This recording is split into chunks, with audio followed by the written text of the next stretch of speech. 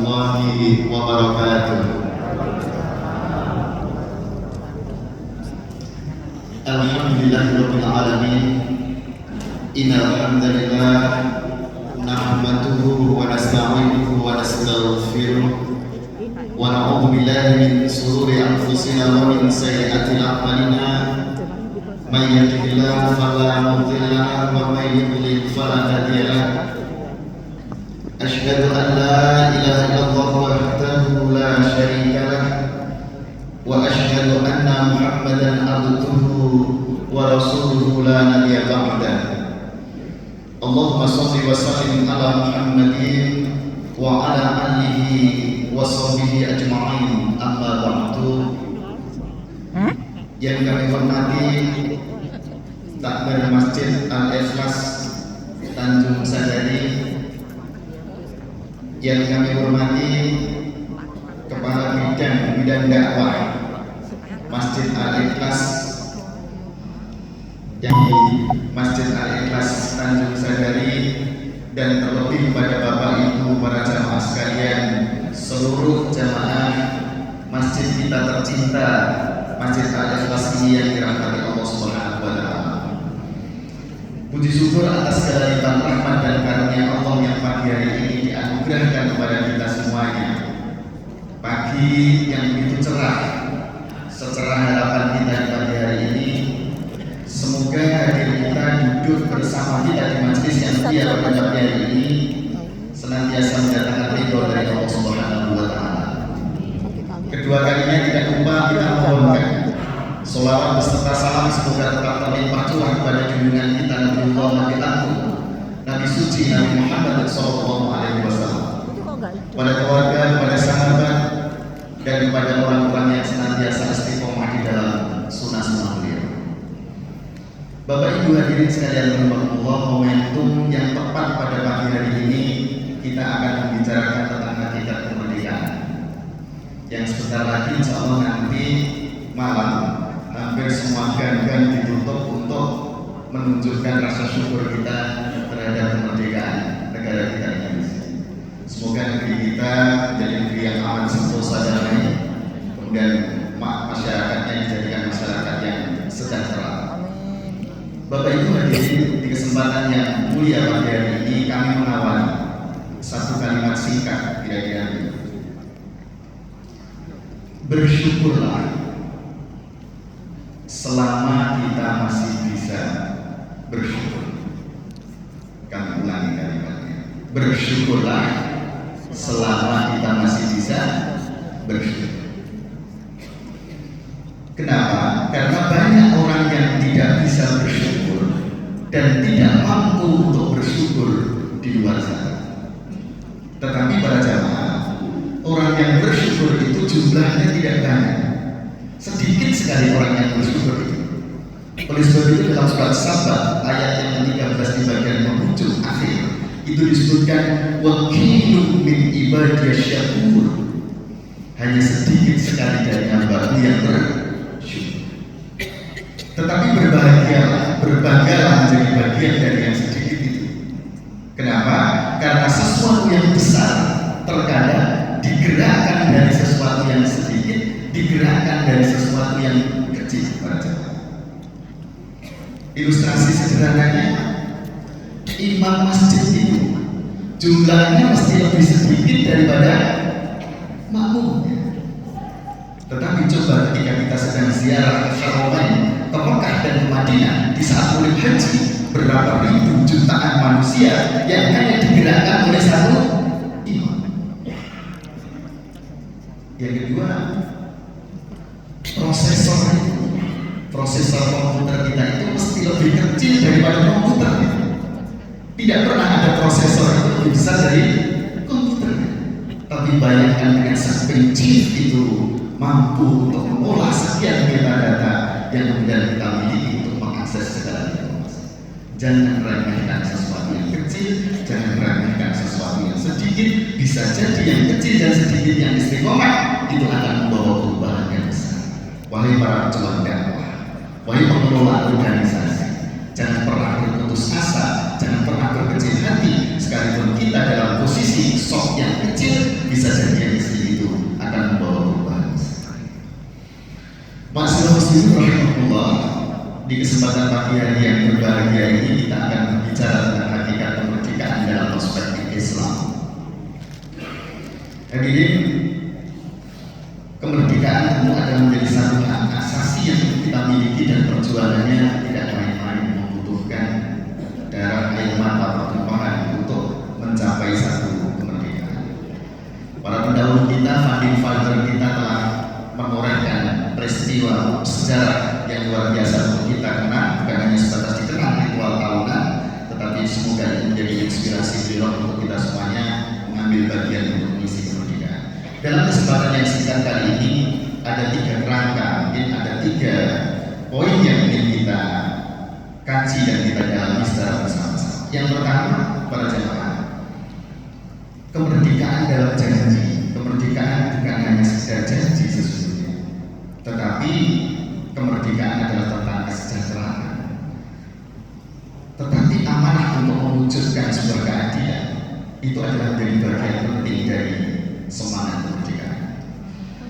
Kemerdekaan akan kehilangan maknanya ketika masih ada manusia yang tertindas, belum sampai pada tujuan akhir dari kemerdekaan.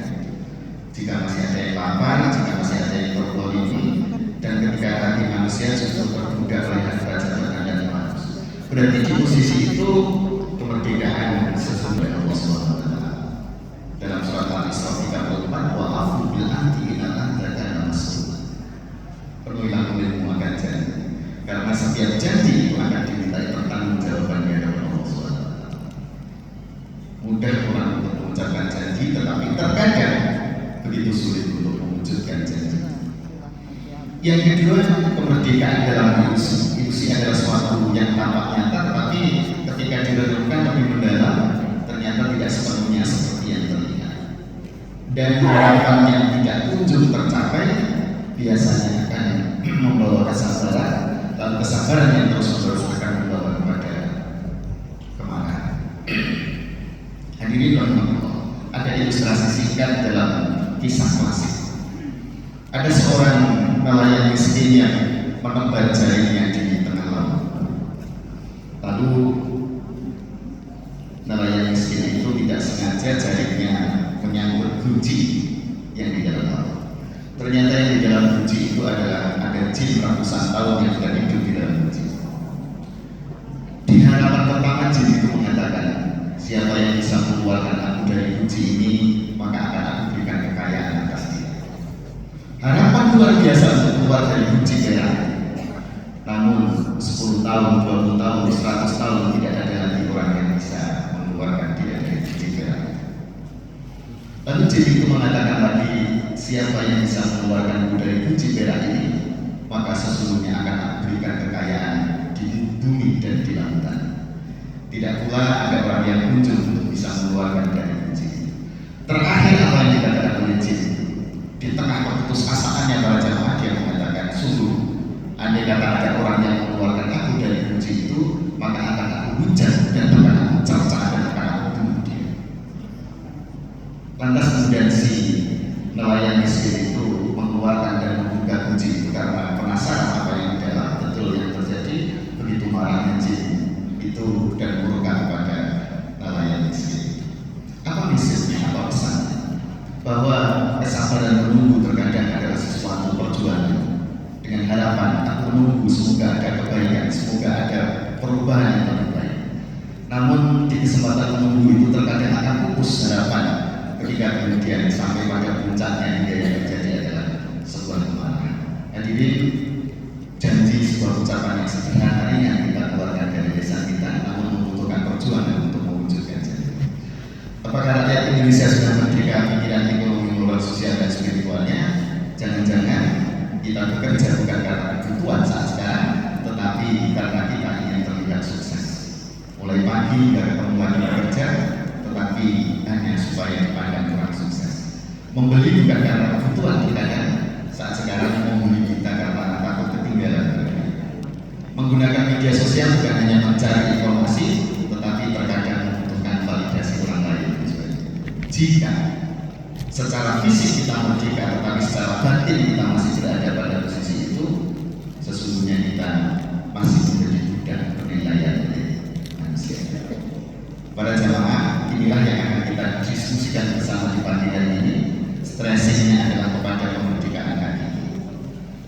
kemerdekaan hakiki adalah apa? Kemerdekaan yang sebenarnya adalah kemurnian tauhid kita. Siapa yang bisa mengaitkan, mengikat terhadap ketauhidan dirinya, maka sesungguhnya mereka lah pada hakikatnya mendapatkan kemerdekaan yang sesungguhnya. Artinya jika ada kemerdekaan seseorang yang mengaitkan pengabdiannya, ketundukannya selain dari menjaga ketauhidan sucinya, maka berarti dia sedang menumpukan terhadap yang lain, sedang mengikat janji terhadap yang lain, sedang mempertuhankan terhadap yang lain. Oleh sebab itu maka hakikat kemerdekaan yang sesungguhnya adalah siapa saja yang mampu menjaga kemurnian tauhid.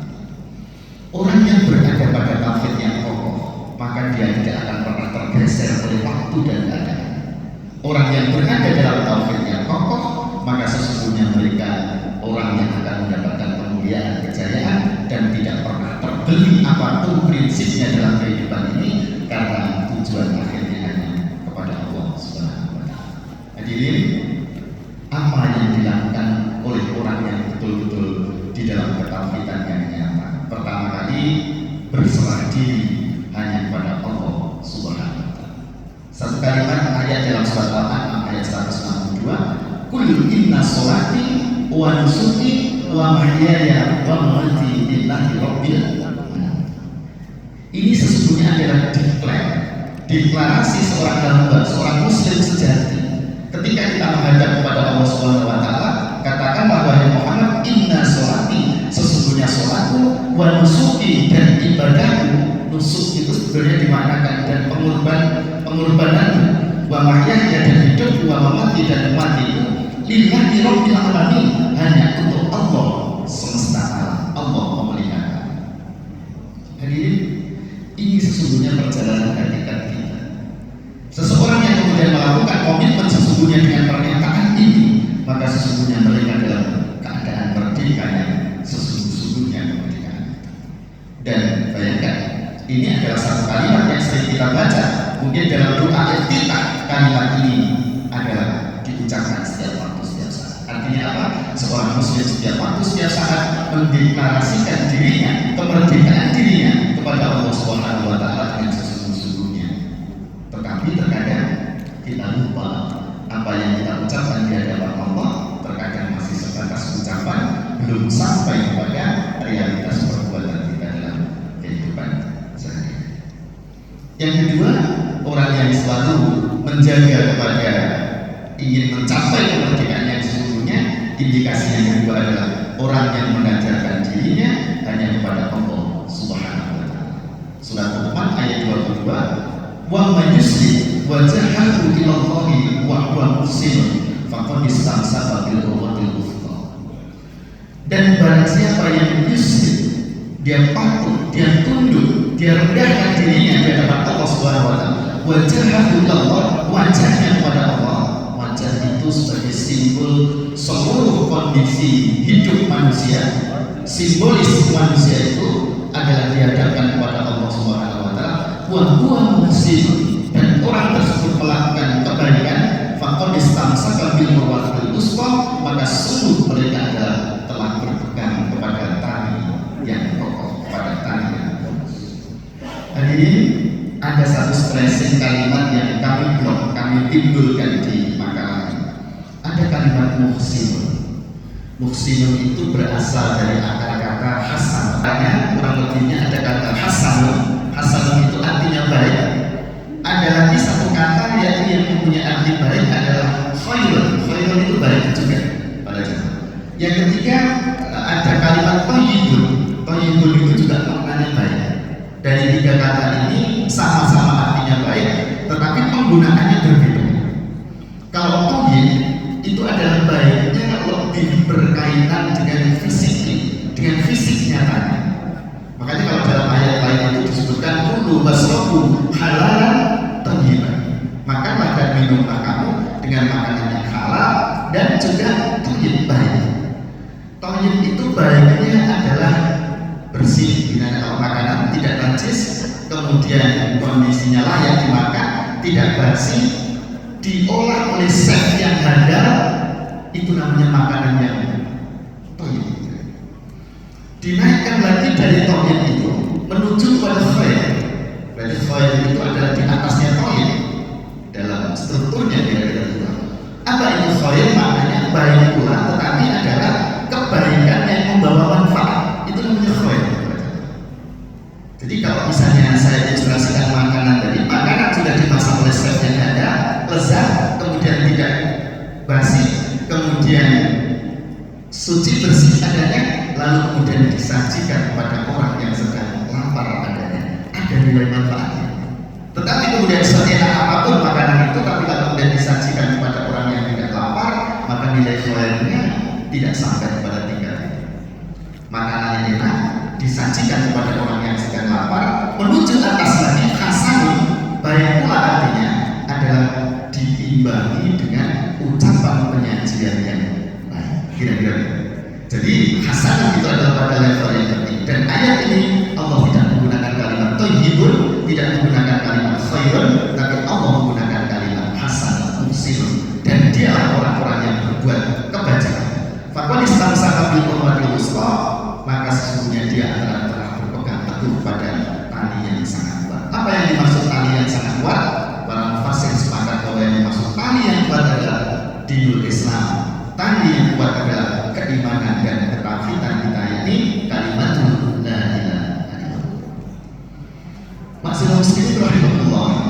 Jadi itu konteks sebuah kemerdekaan yang sebenarnya itu harus didasarkan dengan penyadaran diri kita hanya kepada Allah SWT. Dalam ayat yang singkat pula dalam surat Al-Ikhlas itu disebutkan Qul huwallahu ahad, katakanlah bahwa Allah itu ahad, itu adalah mutlak ketauhidan.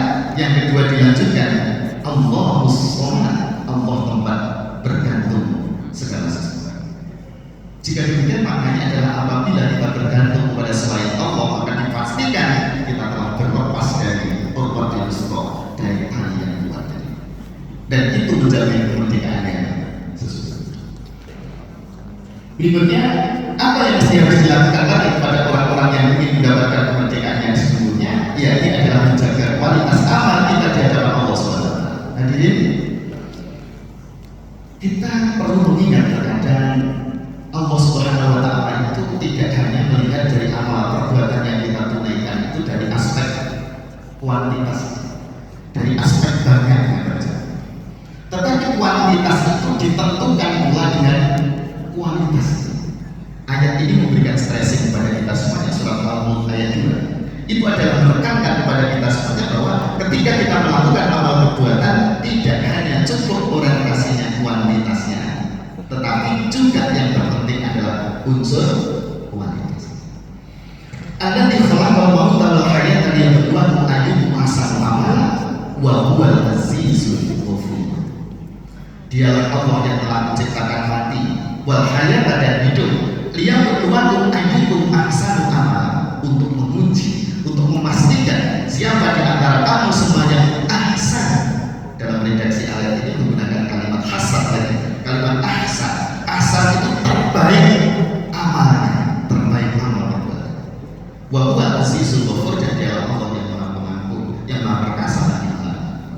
Hadirin, ayat ini menunjukkan seakan-akan kontradiktif dalam perjalanan manusia. Manusia ini, kalau menurut ayat ini, diawali dengan al-maut, dari sesuatu yang tidak ada, dari sesuatu yang ada. Kemudian setelah itu hidup. Relevan dengan surat kedua, surat Al-Baqarah ayat ke-28 yang disebutkan bagaimana kaifa takfuruna billahi wa kuntum amwatan fa ahyaakum tsumma yumitukum tsumma yuhyikum tsumma ilaihi turja'un. Itu adalah fase perjalanan manusia. Bagaimana kamu bisa kufur kepada Allah Subhanahu wa Ta'ala padahal Allah telah menghidupkan kamu, kemudian tsumma yuhyikum akan mematikan, tsumma yuhyikum akan mematikan kamu, tsumma yuhyikum akan menghidupkan kamu kembali, kemudian tsumma ilaihi turja'un, kemudian akan kembali kepada Allah Subhanahu wa Ta'ala. Ini fase perjalanan manusia.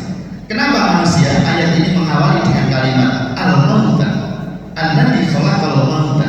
Dialah Allah yang telah menciptakan maut. Penjelasan pertamanya karena memang manusia ini berasal dari tidak ada, kemudian menjadi ada. 60 tahun, 80 tahun, berapa tahun pada jamaah? 90 tahun, 100 tahun mungkin, tapi sudah mulai jarang yang 100 tahun. Kemudian yang kedua, kenapa ayat ini diawali dengan kata al-mauta? Yang kedua adalah ketika orang sudah diberikan kesempatan hidup oleh Allah Subhanahu wa taala, menikmati hidup pikuknya kehidupan dunia, menikmati kehidupan dunia yang serba mencukupi kita semuanya, mereka lupa terhadap kematian.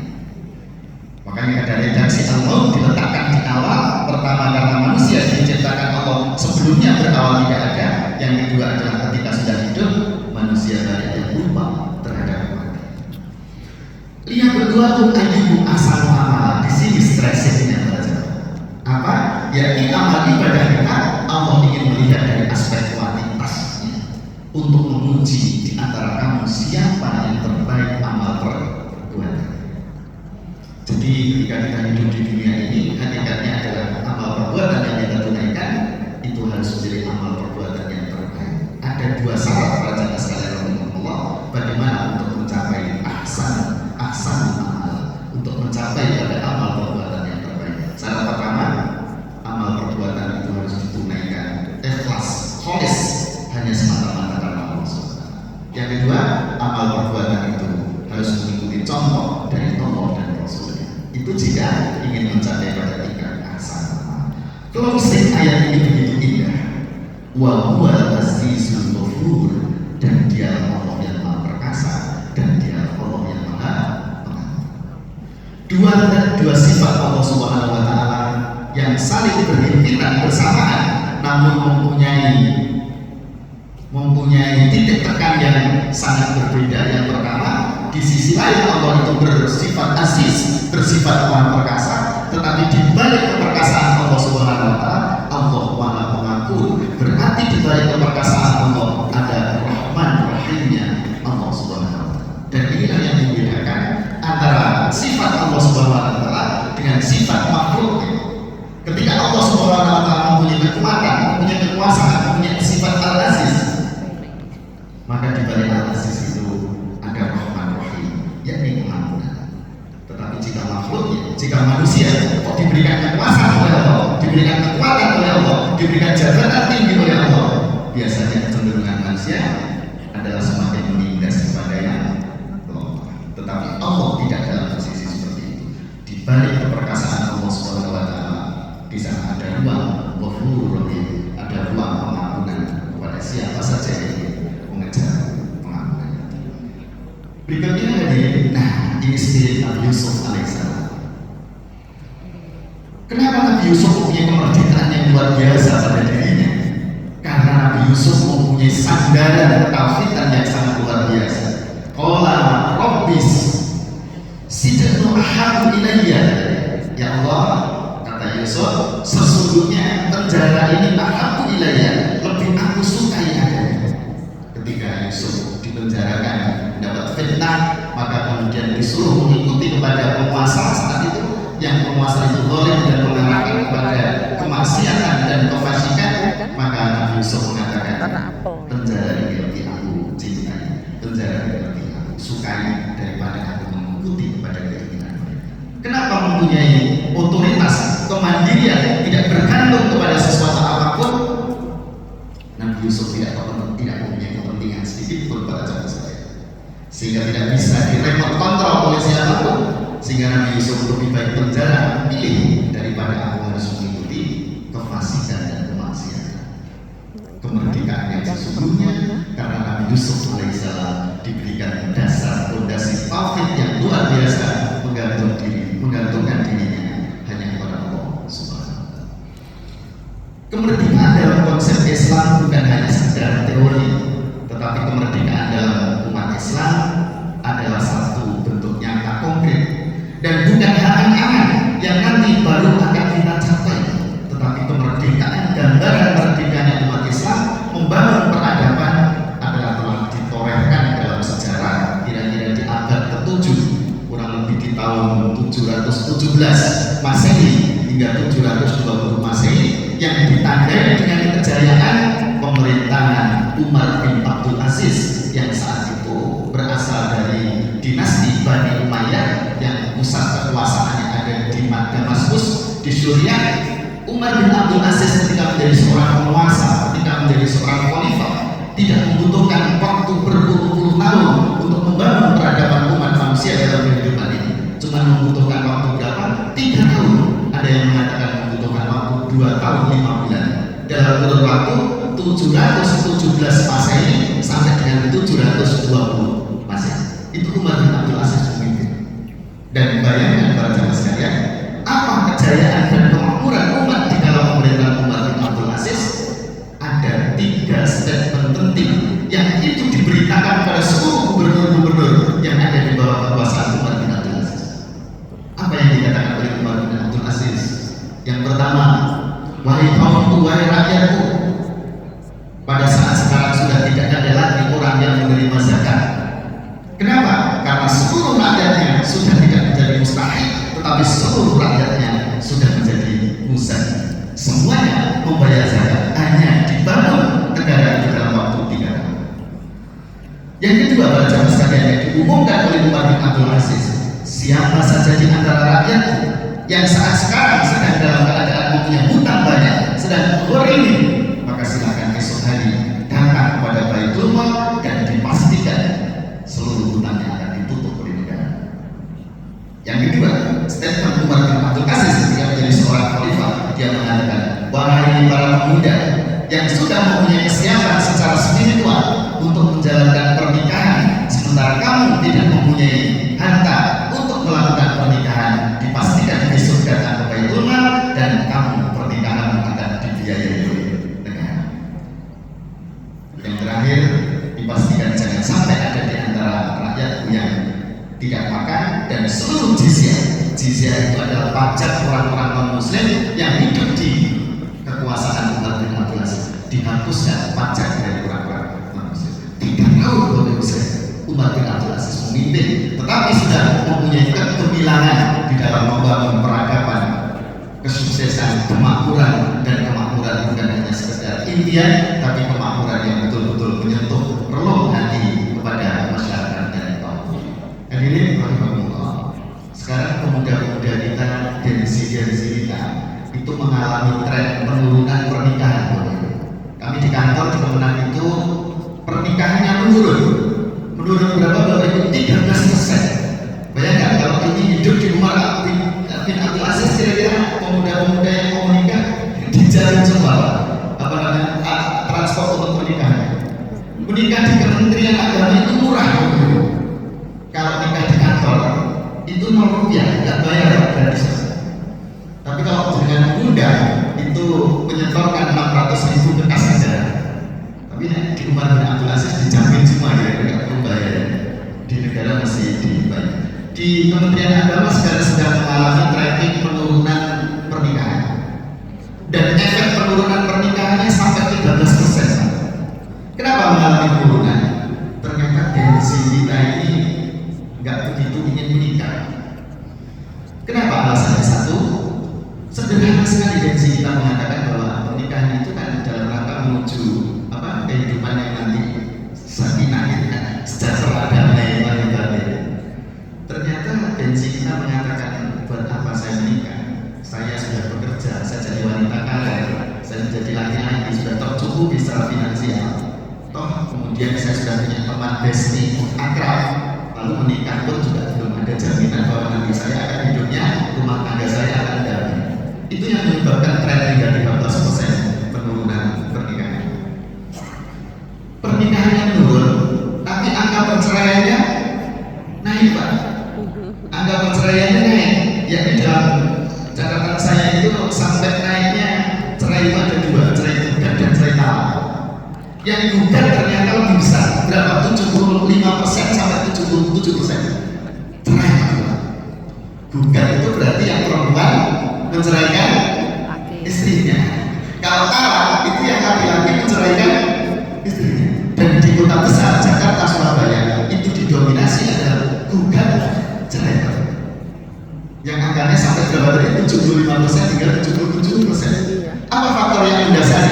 Kalau dulu di KUA itu masih ada BP4, masih ada penasihatan perkawinan. Sekarang sudah tidak ada. Salah satunya BP4 itu untuk menghalangi mencegah cerai. Sekarang orang cerai itu membawa buku nikah langsung ke PA, pengadilan agama, daftarkan nomor cerainya, daftar perkara, kemudian menghol untuk biaya perceraian, proses cerai, sidang, nanti kalau ada sisa dikembalikan putusan. Kalau dulu masih ketahuan dulu untuk diberikan penasihat. Di Pak dulu, sekarang tidak ada dinasihati supaya tidak nanti rujuk kembali, sekarang sudah langsung. Sehingga kemudian gugatnya lebih banyak. Perlu saya sampaikan kesempatan yang sangat bahagia bagi hari ini. Apa faktornya kok kemudian banyak gugat cerai? Ada masalah tren Pak sekarang yang mendorong orang perceraian. Kalau dulu kan masalahnya kekerasan dalam rumah tangga, yang kedua cekcok lama tidak ada selesai-selesainya, dimediasi sehingga terjadi. Sekarang tidak, ada 3 faktor yang paling mendominasi sehingga menyebabkan angka perceraiannya tinggi, terutama kota-kota. Bukan cerai istrinya. Jadi ini repotnya perselingkuhan dalam media sosial. Ini menjadi tren kedua untuk penyebab perceraian. Yang ketiga baru faktor ekonomi. Istrinya pendapatannya lebih banyak daripada suaminya. Itu langsung potong kompas, silang ke kementerian, ke PA, langsung kemudian nanti dipertimbangkan oleh hakim ketika memungkinkan dan baru jatuh keputusan. Hadirin rahimahullah, dalam waktu yang singkat, karena sebentar lagi mungkin sudah akan masuk waktu syuruh Bapak Ibu sekalian. Terakhir kesimpulan yang dapat kami sampaikan kesempatan pagi hari ini, kemerdekaan yang hakiki adalah terbebasnya hati, pikiran akan merdeka yang sesungguhnya. Seperti halnya spirit Yusuf alaihissalam tadi memberikan spirit kepada kita semuanya. Potret Yusuf alaihissalam adalah potret orang yang membangun tauhid dengan kuat sehingga kemudian tidak terpengaruh sedikit pun di dalam menjalankan kehidupan. Yang kedua, kemerdekaan tertinggi adalah ketika kita tidak lagi diperbudak oleh apapun di dunia ini, tidak dengan hartanya, tidak dengan jabatannya, tidak dengan ilmunya. Tetapi apakah umat Islam tidak boleh mencari harta menjadi orang kaya, wajib hukumnya, tetapi kekayaan yang kita peroleh kita tasawufkan untuk jalan Allah Subhanahu wa Ta'ala. Karena hati kita telah sepenuhnya menjadi milik Allah Subhanahu wa Ta'ala. Jadi demikian mungkin yang dapat saya sampaikan sebelumnya. Informasi juga beberapa hal yang ingin saya sampaikan di kesempatan silaturahim di pagi hari ini. Sekali lagi terima kasih kepada seluruh pengurus Masjid Al-Ikhlas Tanjung Sari yang telah memberikan kesempatan kepada kami untuk bisa silaturahim di pagi hari ini. Saya kira demikian. Mungkin kalau ada 1-2 hal yang ingin didiskusikan pada kesempatan pagi hari ini, kami berikan waktu kepada para jamaah sekalian. Iya, monggo Bapak. Saya mau izin sambil minum ya Pak. Sudah ada jahitnya. Iya Pak.